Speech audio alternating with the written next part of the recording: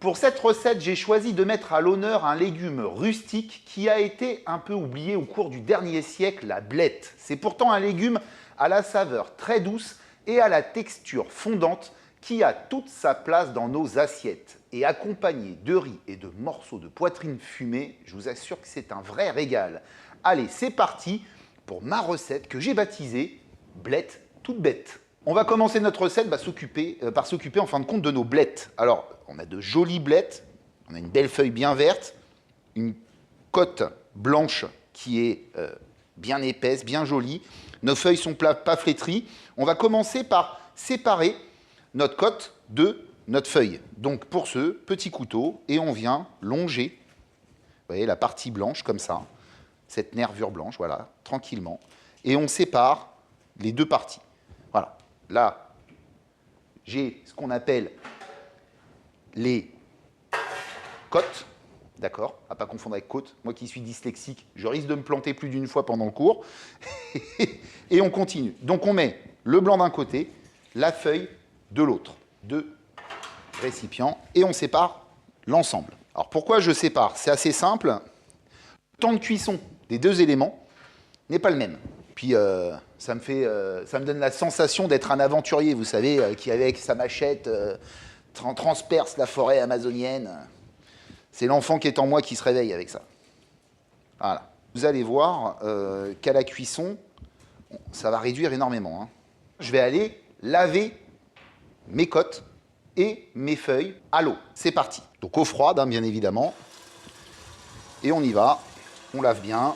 On enlève toute la terre qui pourrait rester sur les côtes. Moi, elles ne sont pas trop terreuses. Je n'ai pas besoin de les tremper dans de l'eau.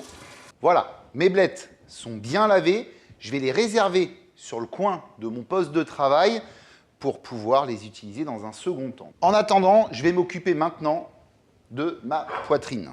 J'ai une belle poitrine de porc, on a encore la couenne dessus. Moi, je vais l'enlever parce que je sais que, en général, il y a des gens qui n'aiment pas trop cette couenne. Alors, on ne la jette pas, bien évidemment, quand on l'enlève. Ce qu'on fait après, c'est qu'on peut la mettre dans un potage. On commence comme ça et puis ensuite, on passe par en dessous. C'est beaucoup plus simple. On garde la lame tirée vers le bas et on glisse comme ça tranquillement. Et là, vous voyez, notre couenne, elle est venue. On a juste enlevé la couenne, on a gardé le gras, c'est ce qu'on aime. Je vais tailler des jolies tranches. Vous voyez, je vais à peu près séparer ça en 4 tranches, comme ceci. Donc je vais tailler en lardons, 1,5 cm d'épaisseur. On sera très bien. Je vais me diriger sur ma plaque de cuisson. Je vais allumer 2 éléments, une poêle et une casserole. La casserole, ça va être pour cuire mon riz. Et la poêle, ça va être pour poêler mes blettes et mon lard. Donc la casserole, pour le riz, je vais mettre mon eau à fond. Et ici, je vais me mettre tranquillement à 7/10. L'objectif, colorer notre lard dans un premier temps. Après, on va le décanter, c'est-à-dire le sortir de notre poêle. Et ensuite, on viendra intégrer au fur et à mesure nos blettes et on rajoutera le lard à la fin. Donc on va prendre notre lard et on va venir le mettre dans notre poêle directement, sans ajout de gras, ça ne sert à rien. Le lard, il a déjà son gras naturel et il va commencer très rapidement à colorer. Pendant que notre lard est en train de se dorer la pilule, on va commencer par s'occuper de nos côtes. Donc la partie blanche, souvenez-vous.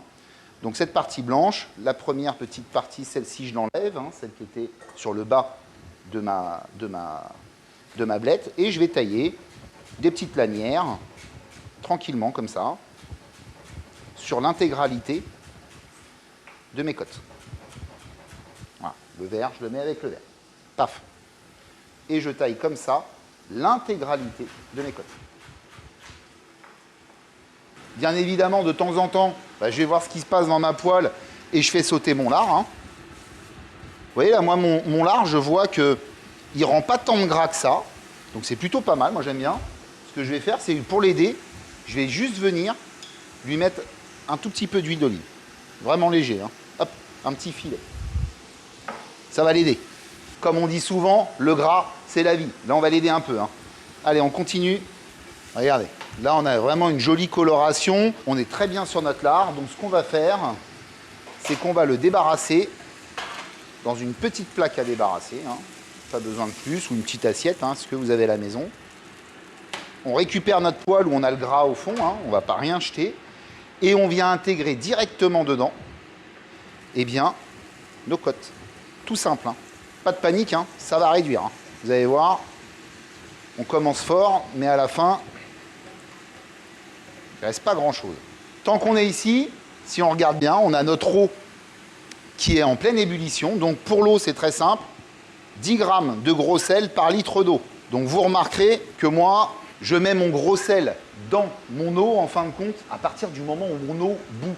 Pourquoi? Parce que le sel ralentit l'ébullition de votre eau. C'est vraiment tout simple. Donc si on met son gros sel quand l'eau bout, ben, on va gagner en énergie.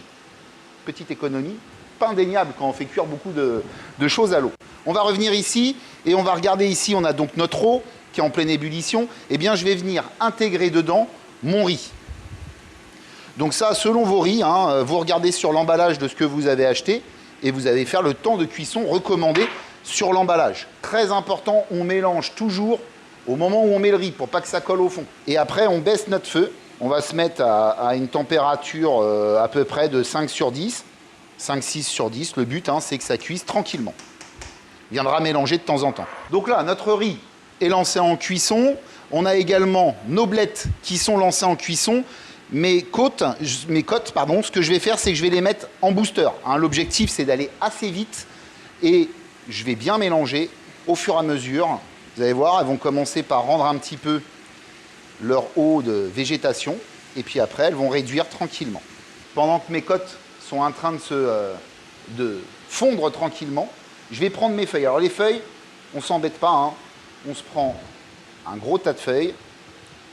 Et là, on les taille grossièrement. Ce que je vous montre, hein, c'est ma façon de préparer les blettes le soir quand je rentre du boulot, où j'ai envie de bien manger et pas trop m'embêter. Donc là, le but, c'est pas de faire des taillages pendant 150 ans. C'est déjà fait les côtes tout à l'heure.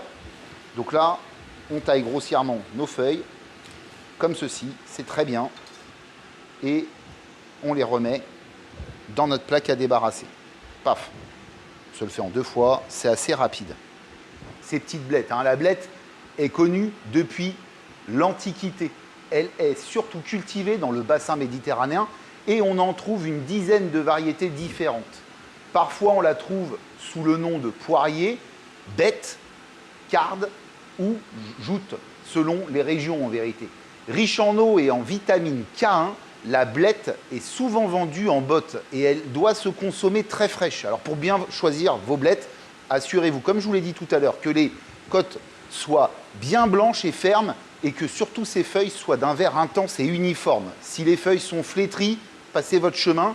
Alors si on peut la manger crue, parce que c'est très bon cru aussi, on la préfère souvent cuite car sa saveur sera plus douce et moins terreuse. À l'eau, poêlée ou à la vapeur, les blettes ont besoin de peu de temps de cuisson. Généralement, 5 à 10 minutes suffisent. 5 à 10 minutes, vous remarquerez, c'est le temps de cuisson en fin de compte, entre notre feuille et notre côte. Hein, c'est ça l'idée. Elles sont donc idéales pour une cuisine de tous les jours, rapide et efficace. Et en plus, ça vous fait intégrer des légumes dans votre alimentation. Tout est bon dans la blette. Allez, on va voir ce qui se passe dans notre poêle. On mélange. Alors, si à un moment, on voit que ça manque un peu de gras, on peut venir ajouter un petit filet d'huile d'olive, hein, dans le fond de notre poêle. Ça en sera meilleur. Vous voyez, ça commence à réduire. Hein. Et on attend les amis, là on en a pour 5 bonnes minutes encore. Allez, on va pouvoir maintenant ajouter notre verre dans nos côtes. Donc le verre, vous voyez, je l'intègre au fur et à mesure, je ne vais pas tout mettre d'un coup. Vous voyez, direct il réduit. Hein. Hop, je mets la suite et on continue. Et vous voyez, le fait de garder des belles grosses feuilles, moi je trouve ça très sympa. Donc le verre, lui, il cuit vraiment très très vite. Hein. Ça va finir de cuire vos côtes, je vais y arriver. Pouvoir maintenant poêler. Donc là, mon but à moi, là, c'est d'enlever toute l'eau de végétation qui va être dans ma poêle. Dès que j'ai plus d'eau de végétation, ça sera prêt. J'ai quasiment plus d'eau de végétation au fond. Je vais goûter mon riz. Je pense qu'il est cuit. Encore un peu, très légèrement croquant sous la dent, mais très léger. Moi, c'est comme ça que je l'aime. Je le sors et je les goûte. Mes blettes ici, regardez, tout arrive en même temps. Hein. J'ai vraiment plus d'eau de végétation au fond. Ce que je vais faire, c'est que je vais venir les débarrasser. Je vais remettre ma poêle sur le feu et je vais revenir mettre dans ma poêle mon lard pour le réchauffer. Pendant que mon lard se réchauffe, je vais enchaîner sur mon riz qui est égoutté. Hein. Je le récupère et je vais venir le mettre dans ma casserole. J'ai déjà assaisonné mon riz, vous vous souvenez, avec mon gros sel. Je vais juste mettre un petit filet d'huile d'olive dedans. Hein. J'essaye de faire les choses tout en légèreté. Je vais poivrer. Et là, je vais venir, tant que je suis en train d'assaisonner, m'occuper dans ma poêle ici de mes éléments. Donc, je vais ajouter une partie de mes blettes. Je ne vais pas tout mettre, hein, comme je vous ai dit. Voilà, ça ira, je pense, pour 4 personnes. Le reste, je vais le garder pour me faire, pourquoi pas, une petite quiche à la blette. Hein, ça peut être très sympa. Je mélange bien pour que mon lard, mes blettes s'incorporent bien. Regardez-moi ce joli résultat. On assaisonne en sel et en poivre. Pas trop de sel parce qu'on a déjà le lard. Le poivre, on peut y aller gaiement. Et là, je coupe mon feu. On va venir mélanger notre riz. Pour notre dressage, on va prendre notre riz. Voilà. Parfait.